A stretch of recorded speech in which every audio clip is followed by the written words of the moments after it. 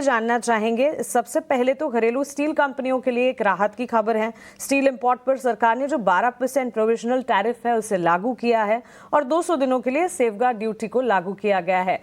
अब इसी साथ साथ कई सारे रैशनल ब्रोकरेजेस भी बता रहे हैं imposition of safeguard duty particularly steel के पॉजिटिव डेवलपमेंट का काम करेगी, सेक्टर के लिए आगे बेहतरी का काम करेगी और मल्टीपल मंथ्स का ओवरहैंग जो है वो छटता हुआ नजर आएगा।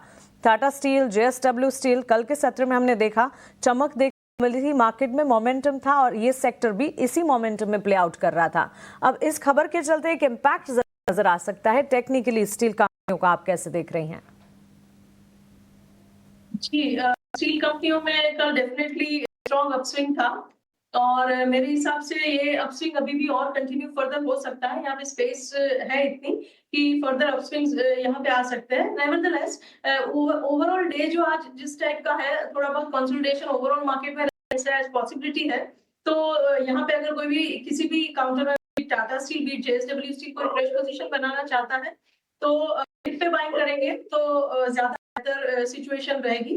एंड टाटा स्टील के अगर लेवल्स वाइज बात करी जाए तो 139 पे है हम फ्यूचर्स पे। ये काउंटर में अगर आप 136 के आसपास कहीं भी बाइंग करेंगे तो रिस्क रिवॉर्ड रेशियो बेटर बैठेगा। एक बार सेक्टर के परफॉर्मेंस को मूवमेंट किस तरह से बाजार खुलने होती है इस पर एक बार गौर करेंगे। उसके बाद स्टील कंपनियां क्योंकि कल चली थी और आज इस खबर के चलते भी एक्शन तो देखने को मिलेगा ही। एक बार ओपनिंग और वहां से फिर स्टील कंपनियां इन लेवल्स पर आगे बढ़ती है उस पर करेंगे, उसके बाद इसे रिविजिट भी करेंगे। Divi's laboratories, Kiran ji good morning. इस पर आपसे एक टेक जानना चाहूंगी। करीब 5% की तेजी के साथ कल ये स्टॉक क्लोज हुआ है 5900 के लेवल्स के पार और यहाँ से भी मजबूती के आसार नजर आते हैं।